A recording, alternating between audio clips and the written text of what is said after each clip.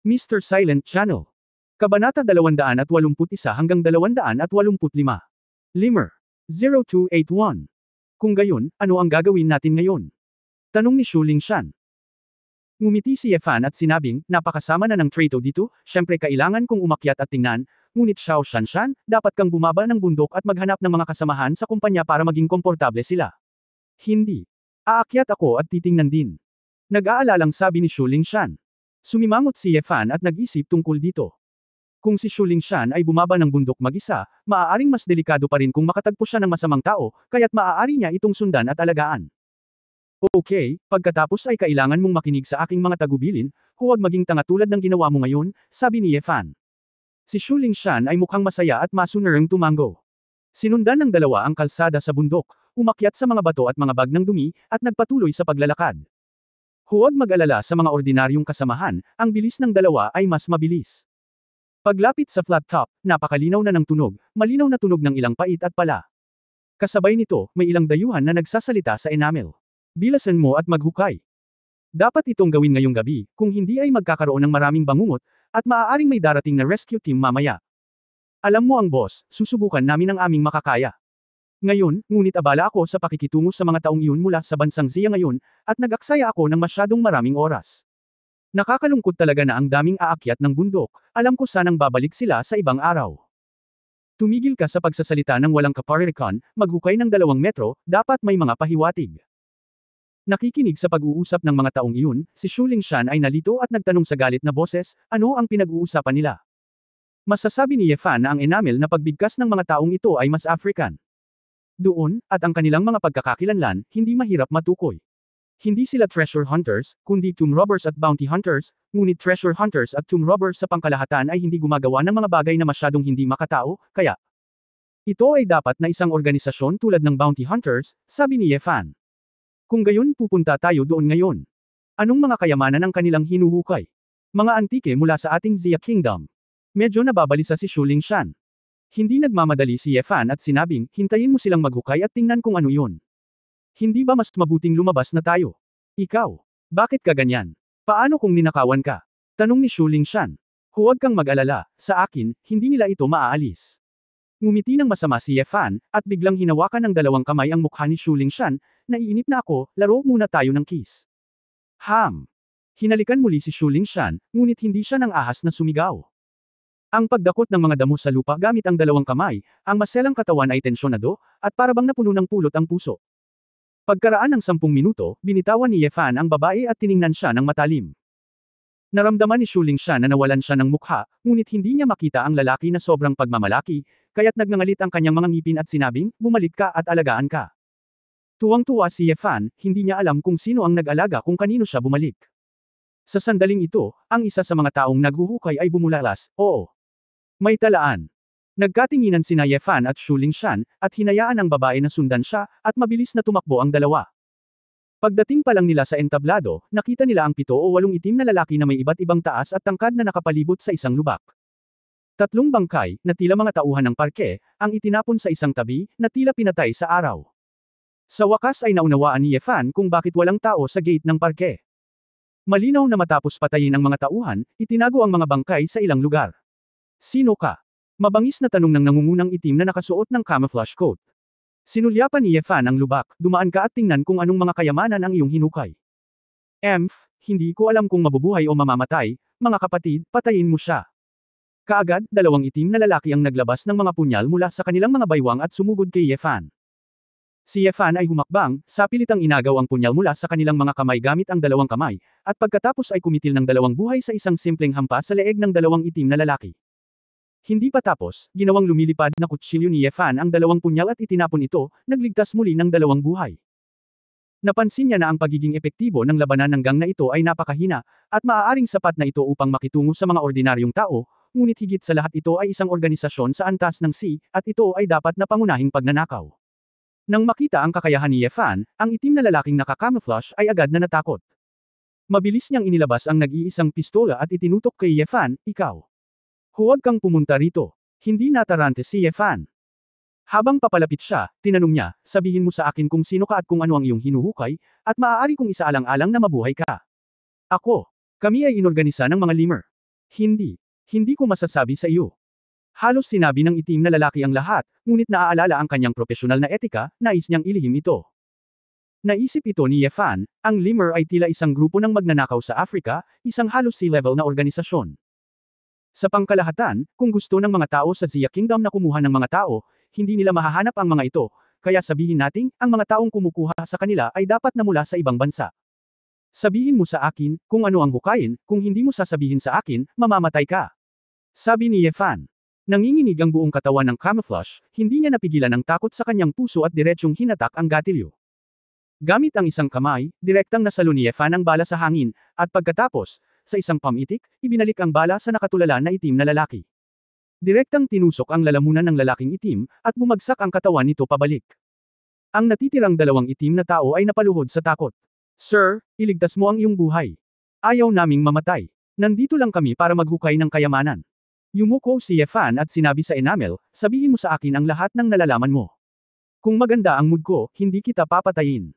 Nang makita ng dalawang itim na tao na patay na ang amo, wala silang pakialam sa profesional na etika, at agad na sinabi ang lahat. Isang buwan na pala ang nakalipas, nag-issue ang isang nakamaskara na misteryosong amo na maghanap ng grupo ng mga magnanakaw para makalusot sa Zuo Mountain ng Zia Kingdom at maghukay ng libingan dito.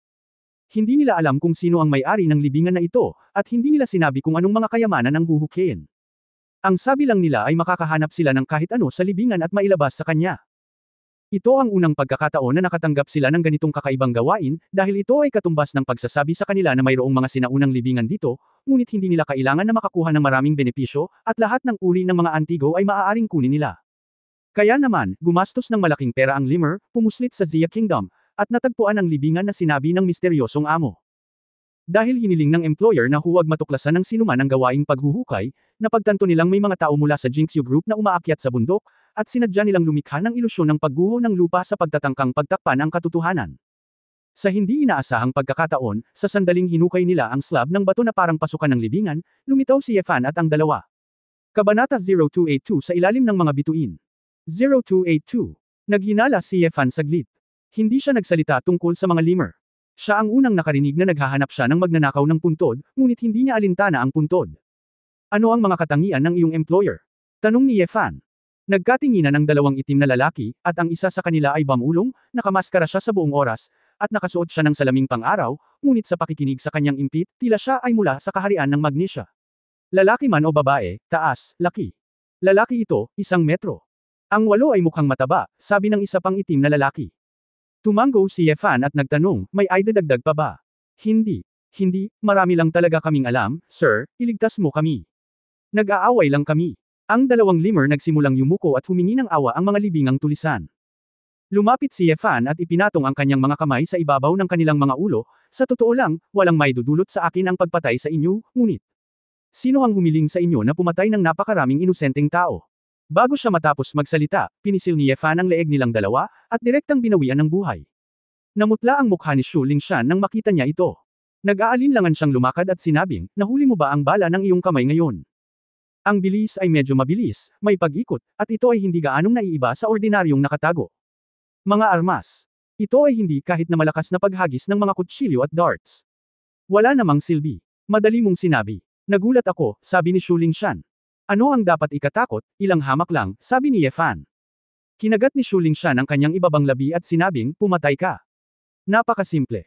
Sa paghusga mula sa karanasan ni Shu Lingshan bilang isang sundalo, si Yefan ay malamang na pumatay hanggang sa siya ay manhid, na magkakaroon siya ng ganoong paraan at estilo ng pagpatay. Ang lalaking ito, na parang hindi nakikita ng mga tao, kung minsan ay sobrang bastos, minsan ay nakakatawa, ngunit minsan napakalamig at duguan, malupit at nangingibabaw. Tahimik na lumingon si Yefan at ngumiti, Xiao Shanshan, malupit lang ako sa kaaway, ngunit napakabuti ko pa rin sa aking babae. Ako. Hindi mo ako babae, yumuko si Shu Lingshan, namumula ang mukha. Hindi nakipagtalo sa kanya si Yefan. May mga bagay na alam niya sa puso niya. May ideya siya para kay Shu Lingshan noong una, ngunit ngayon ang babaeng ito ay umibig sa kanya, syempre hindi niya ito pakakawalan. Tinatayang walang pupunta dito sa maikling panahon, tatawag sa telepono at magulat para maging ligtas, sabi ni Yefan. Tumango si Shu Lingshan at tatawag na sana, ngunit kumunat ang kanyang mga kilay, kakaiba. Walang signal. Kinuha ni Yefan ang kanyang mobile phone at nakitang walang signal, kaya hindi niya maiwasang mapangiti ng mapait, nasira nila ang signal ng komunikasyon dito, hindi nakakagulat na walang tumawag sa atin hanggang ngayon. Kung gayon, ano ang dapat nating gawin, bumaba ng bundok. Siguradong nagmamadali sila, sabi ni Shuling Shan. Naglakad si Yefan papunta sa libingan, tumingin sa slate na puno ng putik at hindi matukoy ang edad, at mahinang nagsabi, ayoko munang bumaba sandali, curious ako, kung kanino ang libingan na ito. Ikaw, hindi mo ba gustong bumaba at magnakaw ng libingan? Nagulat na sinabi ni Shuling Shan, ito ay labag sa batas. Nagpout si Yefan, kung hahayaan natin ito, kung sakaling may mga kasabwat sila, kukunin natin ito habang pababa tayo ng bundok. Hindi ba mas malala kung ninakawan ang puntod? Tsaka kung bababa ka at titingnan mo, hindi mo lang kukunin ang laman, dalaw lang. Hindi ito ilegal. May mga bitag, gaano ito kadelikado, nag-aalalang sabi ni Shuling Shan. Si Yefan ay talagang nag-aalangan. Hanggat siya ay nag-iisa, siya ay maglakas loob na pumunta saan man sa mundo. Ngunit kasama si Shuling Shan, kung sakaling magkaroon ng anumang aksidente, talagang hindi siya maglakas loob na sabihin 100% na protektahan ang mga kababaihan, lalo na ang nakaw-alasong gas at miasma sa ilang sinaunang libingan, mahirap pigilan. Biglang nagkaroon ng inspirasyon si Yefan, tinapik ang kanyang noo, at natawa sa sarili, oo, napakalaking gabi, bakit ako nag-iisip ng ganoong katangahang paraan para bumaba ng bundok? Inisip ni Shuling Shan na bobo ang lalaki, tumawa ka. Ano? Hindi umimik si Yefan, umakyat siya at niyakap si Shuling Shan. Si Shuling Shan ay nagpakawala ng isang mapang-akit na sigaw, at ikanawit ang kanyang mga kamay sa leeg ng lalaki nang hindi namamaliin, ikaw. Anong ginagawa mo? Hoy, bumaba tayo ng bundok at makilala ang lahat. Sabi ni Yefan. Nang hindi na hinintay na isipin ito ni Shuling Shan, si Yefan ay tumatakbo na patungo sa bangin ng walang prinsipyo. Ah, Yefan, nababaliw ka na ba? Malapit nang tumalo ng puso ni Shuling Shan. Bagamat hindi mataas ang Zuo Mountain na ito, aabutin ng 5 o 600 metro ang pagbaba sa gilid ng bundok. Ano ang nahulog nito? Ngunit hindi natakot si Yefan. Tumalon siya at niyakap si Shuling Shan, na parang wala. Nang tumawid ang kanyang katawan sa isang parabola sa kalangitan sa gabi at bumagsak kasabay ng hangin, tila sobrang komportable ito. Sa malamig na hangin, ibinuka ni Shuling Shan ang kanyang nakapikit na mga mata, at bigla niyang nalaman na ang kalangitan sa itaas ng mga bundok ay isang mabituing kalangitan sa gabi. Sa ilalim ng liwanag ng bituin, binuhat siya ni Yefan at lumipad pababa mula sa bundok na may bahagyang ngiti sa kanyang mukha. Bigla na lang, nakalimutan ni Shuling Shan na siya ay nasa himpapawid, at ang takot sa kanyang puso ay nawala. Sa sandaling ito, isang malalim na bakas ang naiwan sa puso ng babae. Ang pagtalon ni Yefan ay talagang nahulog ng higit sa 200 metro. Matapos makatapak sa ilang malalaking sanga, nakarating siya sa isang maliit na burol sa ibaba, at pagkatapos ay muling umakyat at bumaba si Yefan. Para kay Yefan, hindi niya kailangang maging magaan ang loob. Sa tyrannical power ng kanyang katawan, maaari na siyang tumalon ng diretso sa ilalim ng bundok sa maikling panahon. Wala pang 2 minuto bago niyakap ni Yefan si Shuling Shan sa isang posisyon malapit sa gate ng National Park. Doon, maraming ilaw ang nakitang pumuputok, pati na ang mga ilaw ng mga sasakyan ng pulis, tila pagkatapos ng alarma, dumating din ang mga kaukulang departamento. Sa isang tagong sulok, ibinaba ni Yefan si Shuling Shan at tinulungan ang babae na ituwid ang kanyang magulong buhok. Sa katunayan, marumi ang mukha ni Shuling Shan at mukhang nakakatawa. Hindi mahalaga kung magulo ang buhok niya o hindi. Xiao Shanshan, pumunta ka para makipagkita sa lahat, at pagkatapos ay tulungan mo akong mag-ulat ng kaligtasan. Sabihin mong nakakita ako ng baboy ramo sa bundok, at gusto kong tawagan muli at anyayahan ang lahat na kumain ng barbecue ng baboy ramo, Anyway, masasabi mo iyan. Pagkatapos magsalita ni Yefan, hindi alintana ang pagkalito ni Shuling Shan, tumalikod siya at muling sumugod sa kagubatan. Ang katawan ni Yefan ay parang isang matalim na palaso, at sa sandaling ipinutok niya ito, dumaan siya sa layo na 12 ng metro, at pagkatapos ng ilang paglipad, tuluyan na siyang nawala. Nakatayo doon si Shuling Shan, at pagkatapos niyang mag-react, tumalon siya sa galit. Noon lang niya napagtanto na gustong tuklasin ni Yefan ang libingan ng mag-isa matapos siyang iwan. Yefan, bumalik ka. Isa kang baboy ramo. Ikaw, bastos ka. Hinawakan ni Shuling Shan ang kanyang buhok, tumingin sa direksyon kung saan nawala si Yefan, at tumingin sa mga ilaw sa dikalayuan sa likuran niya, wala siyang choice kundi tumakbo muna sumali sa karamihan ng tao sa nakaraan. Kasabay nito, pagkatapos ng ilang minutong pagtakbo at pagtalon, dumating si Yefan sa isang magulong libingan sa gilid ng bundok. Kabanata 0283 Nakakabighani. 0283. Lumingalinga si Yefan sa paligid, at pagkatapos makumpirma na walang nagbago, naglakad siya patungo sa pintuang bato ng libingan at pinagmasdan itong mabuti. May ilang rune na nakaukit sa batong slab na ito na kamukha ng mga ginamit ng Taoist, na dapat gamitin para itakwil ang masasamang espiritu, ngunit ang mga ordinaryong tao at ang mga puntod ng ilang prinsipe ay hindi uukit sa mga bagay na ito. Sumimangot si Yefan at nag-isip tungkol dito, lalo niyang naramdaman na hindi simple ang may-ari ng libingan na ito, kaya sinubukan niyang buhatin ang slate. Ang bigat ng slate na ito ay nagulat kay Yefan. Ayon sa kanyang pagtatansya, ito ay dapat na 3 hanggang 4 na tonelada, na higit sa 6,000 catties. Halos ang bigat ng isang African elephant. Kung hindi dahil sa lakas ni Yefan na higit sa mga ordinaryong tao, hindi ito mabubuksan ng mga ordinaryong tao. Umuungol. Umuungol. Ako. Hindi alam kung anong klaseng slate iyon, kinuskos, dahan-daang itinaas, at pagkatapos ay binaligtad sa lupa sa tabi nito. Hindi maiwasan ni Yefan na humanga sa sarili niyang lakas. Kung hindi niya ibinigay ang kanyang panloob na lakas upang makahanap ng kakaibang paraan ng paglilinang, hindi magiging ganoon kadali ang pagpasok sa libingan na ito. Ngunit ngayon, nang buhatin niya ang 1,000 bato, naramdaman din niya na ang kanyang lakas ay hindi pa umabot sa limitasyon nito. Sa katunayan, malamang na hindi inaasahan ng may-ari ng libingan na ito na may mga magnanakaw sa libingan na kayang buhatin ng mag-isa ang napakabigat na batong ito. Sa wakas ay nakita ni Yefan na ang isang hagdanan na gawa sa bato ay nakalantad sa ibaba, na humahantong hanggang sa kailaliman ng libingan. Sa ilalim ng madilim na gabi, ang nagyayalong gilid ng bundok, isang sinaunang libingan, ay humihip ng mga bagzo ng makulimlim na hangin. Ngumisi si Yefan, kung hindi pa siya nakakita ng higit pang purgatorio sa lupa, ang eksenang ito lamang ay sapat na upang takutin ang karamihan sa mga tao. Kinuha ni Yefan ang kanyang mobile phone at binuksan ang flashlight. Bagamat nakikita ng kanyang paningin ang karamihan sa mga bagay ng malinaw sa gabi, mas walang pag-aalala ang paggamit ng flashlight. Gayunpaman, nang bumaba si Yefan sa hagdan ng ilang hakbang, nakita niya ang mahahabang maliwanag na ilaw sa mga dingding na lumiwanag sa buong daanan. Isang mahabang hanay ng mga pinong bronze at puting crane lantern ang nagparamdam kay Yefan na nanginginig ang kanyang kaluluwa. Alam niya na ito ay dahil binuksan niya ang puntod at pumasok ang oxygen, na nag-apoy sa mga ilaw na ito na patuloy na namamatay. Gayunpaman, ito ay nagpapatunay lamang kung gaano kahusay ang pagkakagawa ng libingan. Mas psikolohikal na itinaas ni Yefan ang kanyang bantay. Kung mas mapanlikha ang libingan, mas malamang na nasa panganib ito. Sa paglalakad sa loob ng humigit kumulang 30 metro, may mga Kat-Anji tanging mural sa magkabilang gilid at tuktok sa daan. Karamihan sa kanila ay mga Diyos mula sa lahat ng antas ng pamumuhay, tulad ng Lao Jun, Chanzan, Inang Reyna, Jade Emperor, at iba pa. Luanbird, Unicorn, Green Ox, White Deer at iba pa. Bamulong si Yefan sa kanyang puso, dapat itong isang may-ari ng libingan na lubos na nagtataguyod ng sibilisasyong tao. Sa dulo, isang tarangkahang bato ang hamarang sa daan ni Yefan. Mayroong isang malaking yin at yang na tsismis na ipininta sa pintuang bato na ito, at imposibleng makakita ng anumang mekanismo. Gayunpaman, 2 salita ang nakaukit sa magkabilang gilid ng pinto. Bagamat napakatanda na ng mga sinaunang karakter na ito, makikilala sila ni Yefan. Ang libingan ng angkan ng Shen sa Wu County. Namatay ang taong lumabag at nagnakaw sa libingan. Natigilan si Yefan saglit. Ito pala ay libingan ng isang buong angkan.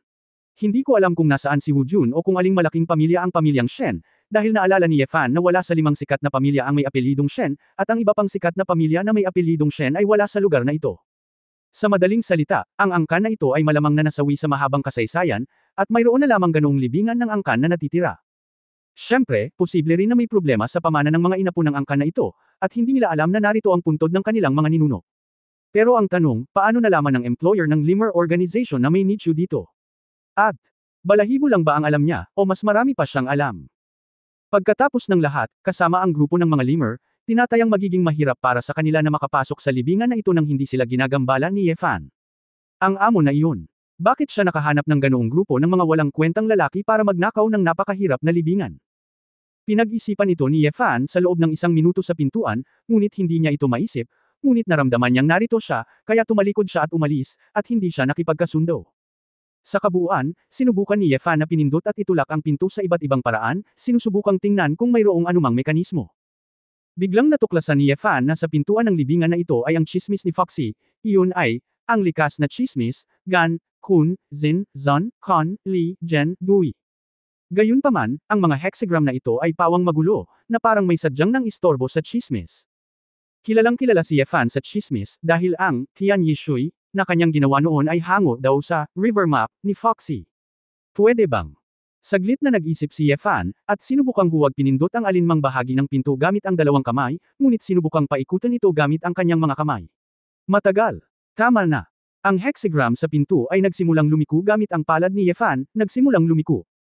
Ngumisi si Yefan at bamulong sa paraang nakakahiya sa sarili, wala akong sapat na lakas para laruin ang jigsaw puzzle na ito. Halos naiintindihan ni Yefan na para mabuksan ang pintong ito, kailangan niyang i-reset ang tsismis ni Foxy. Sa pagsasalita tungkol dito, hindi ito masyadong mahirap, ngunit ang susi ay upang i-on ang isang malaking mekanismo ng bato, hindi ito magagawa ng lakas ng ordinaryong tao, at alam ng Diyos kung may mali, ito ay mag-trigger ng isang mapanganib na bitag. Si Efan ay nalilibang dito, sumusunod sa prinsipyo ng pagliko niyang mula sa kaliwa at pagliko niyin mula sa kanan. Ang langit ay mas mataas at ang lupa ay mas mababa, at ang langit ay nasa tuktok. Sa timog, ang apat na hexagram na binubuo ng mga linyang yang ay nasa kaliwa. Counterclockwise mula gan hanggang Dui, Dui hanggang Li, Li hanggang Zin. Nasa ibaba ang Kun, at ang apat na hexagram na Zon, Kon, Gen, at Kun na nabuo sa hilagang Yin Yao ay paikot-ikot mula sa kanan, mula gan hanggang Zon, Zon hanggang Kon hanggang Gen, Gen hanggang Kun ay nakaayos.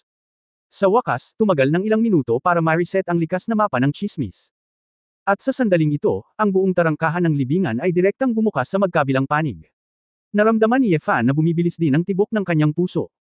Ang pakiramdam na ang mabigat na kasaysayang ito ay unti-unting nahuhulog ang dahilan kung bakit siya nasa sabik. Naunawaan niya kung bakit napakaraming tao ang nalululong sa arkeolohiya. Sa harap mo, kadiliman sa una, at sa pagpasok ng hangin, ang malaking bilang ng mga pangmatagalang ilaw sa wakas ay lumiwanag, na nagliliwanag sa mga ilaw.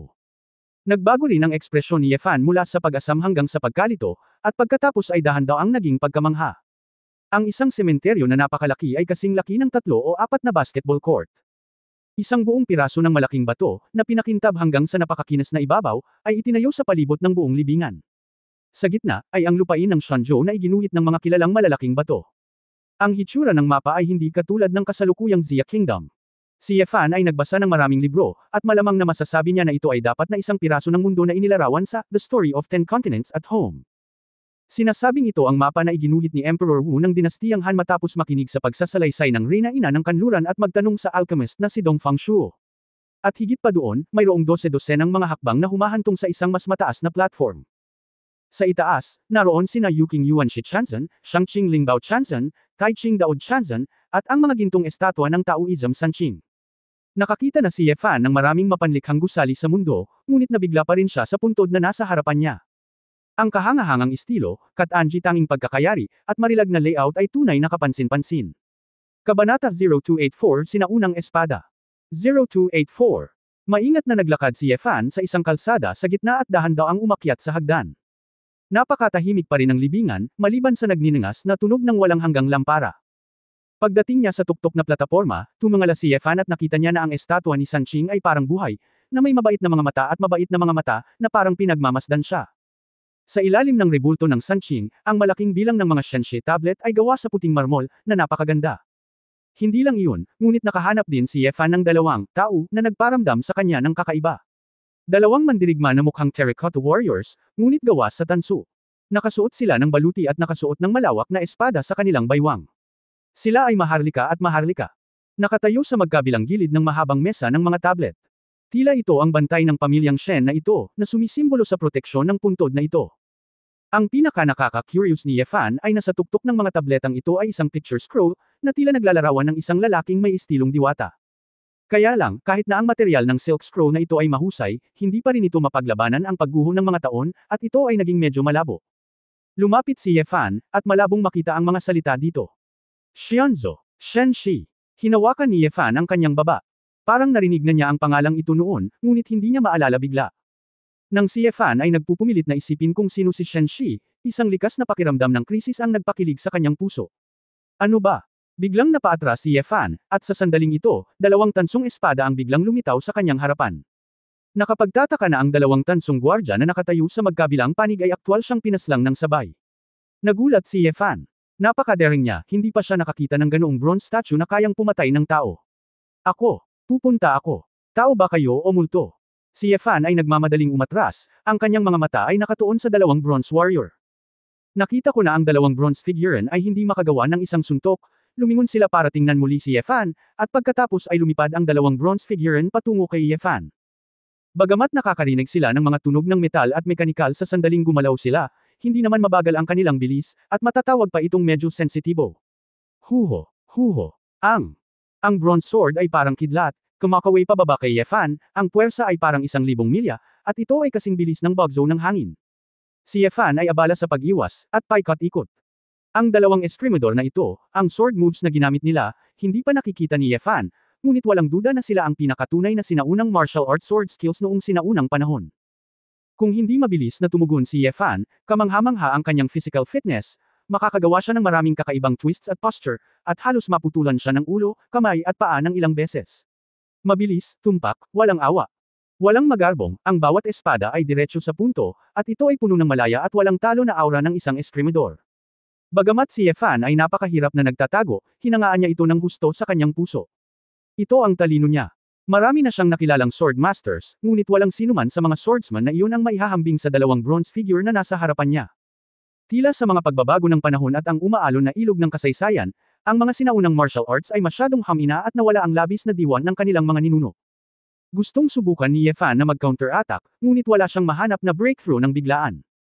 Ang dalawang bronze figurine ay tila patuloy na umaatake, ngunit sa katunayan sila ay umaatake at nagtatanggol. Napuno ang lahat ng butas. Itinuon din ni Ye Fan ang kanyang sarili dito, tahimik na natututo at sinasalo ang kanilang sinaunang espada, habang naghahanap ng mga pagkakataon upang makabawi. Pagkalipas ng mga 5 minuto, pawis na si Ye Fan, hindi dahil sa pagod siya, kundi dahil wala siyang mahanap na masisira. Buti na lang at mekaniko lang ang dalawang bronze figurine na ito. Kung talagang malalaking buhay na tao sila, tinatayang manginig ang buong mundo. Masyado silang malakas. Anong uri ng tao ang makakagawa ng ganoong organ na lumalaban sa langit? Ang taong gumawa nito ay napakalakas na, ang taong gumawa nito ay higit na mapangahas. Hindi naglakas loob si Ye Fan na mag-isip ng sobra, wala talaga siyang choice kundi mamatay sa laban na ito, kaya nagsimula siyang tumakbo palabas. Gayunpaman, ang bilis ng organ bronze figurines ay nagiging mas mabilis. Tila pagkatapos ng aktibidad ay naging mas makinis ang kanilang mga organo. Nang malapit nang makatakas si Ye Fan, naharang siya at muling nahulog sa matinding laban.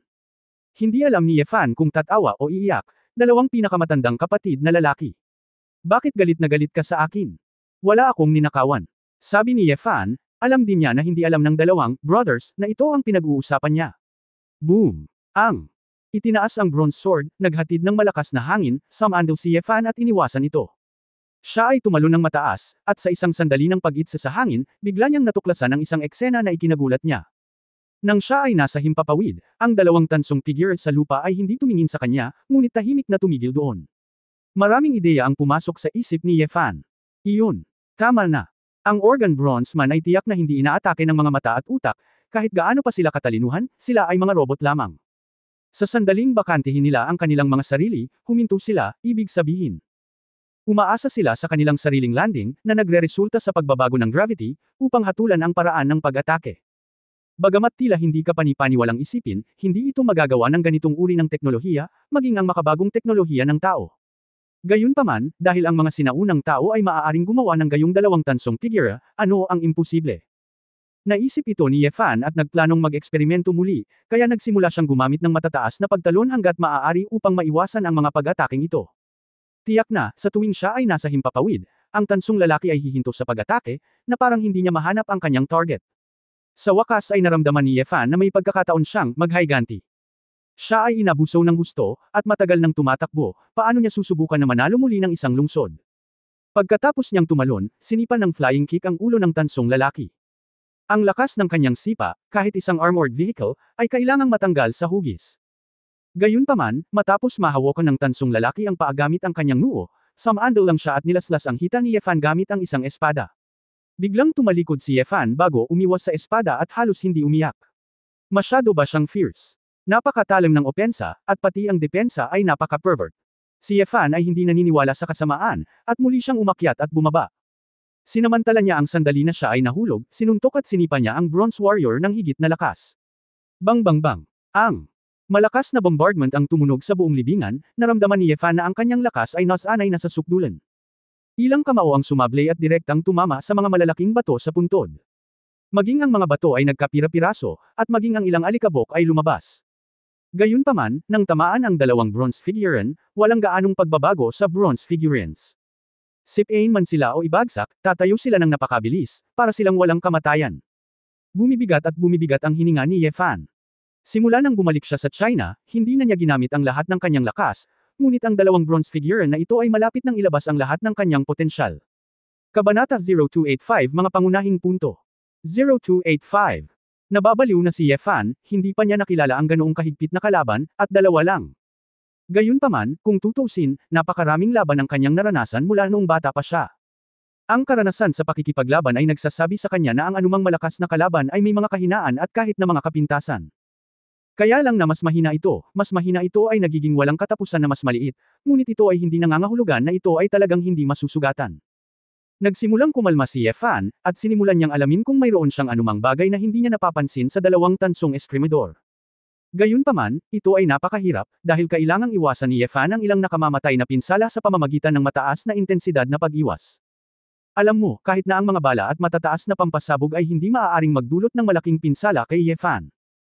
Gayunpaman, sa harap ng dalawang tansong eskrimedor na ito, pagkatapos ng halos kalahating oras ng matinding labanan, si Yefan ay napuno ng dugo, at 12 ng maliliit na hiwa ang nagdulot kay Yefan sa sakit. Si Yefan ay hindi nakaranas ng ganitong uri ng sakit tulad ng libu-libong kutsilyo sa loob ng mahabang panahon. Masasabi ko lang na talagang Kat-Anji tangi ang sinaunang eskrimedor ng dalawang tansong figurang ito. Ang ganap na nauunawaan ng martial arts at malalim na kahulugan ay nasa loob nito. Ang gayong labanan ay makakaubos din ng pisikal na lakas ni Yefan ng kahanga-hanga. Kung ito ay isang normal na labanan, naramdaman ni Yefan na hindi siya masyadong mapapagod kung hindi siya kakain o uminom, at lumaban sa loob ng 7 araw at 7 gabi. Gayunpaman, sa gayong labanan kung saan maaari siyang mapatay anumang oras, ang kanyang pisikal na lakas ay unti-unting hamina. Dalawang pinakamatandang kapatid, bakit ka naghihirap? Hindi mo ba alam na pagod ka na? Si Yefan ay halos umiiyak, hindi pa siya nabugbog ng ganito kalubha. Hampasin sila ng mag-isa, hindi nila alam ang sakit, ngunit mayroon silang lahat ng uri ng balat at laman. Sa katunayan, kung ang dalawang tansong figure na ito ay buhay, ito ay nakakaramdam na ng kakaiba. Dahil talagang maganda ang pangangatawan ni Yefan, ilang beses makatuwirang sabihin na dapat putulin ang isang malaking piraso ng karne, ngunit nagkaroon lamang ng kaunting pinsala sa balat si Yefan.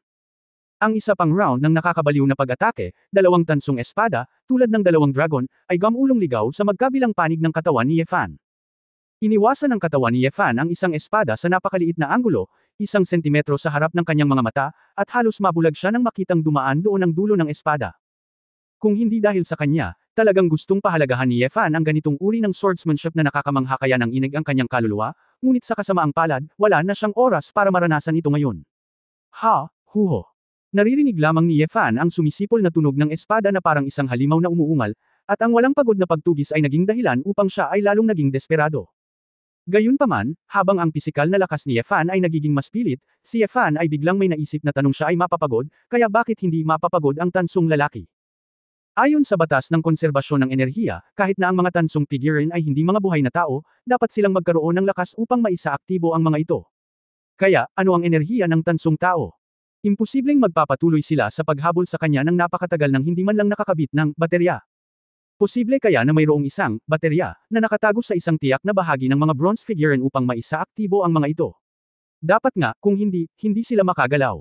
Kinumpirma ni Yefan ang ideyang ito sa kanyang puso, ngunit tumatakbo ang oras. Kailangan niyang hanapin ang gate ng buhay sa kanila kapag mayroon siyang sapat na pisikal na lakas at hindi makakaapekto sa kanyang bilis. Ang ulo, leeg, puso, baywang ng tansong lalaki, inatake lahat ni Yefan, ngunit walang abnormal doon at hindi ito masisira.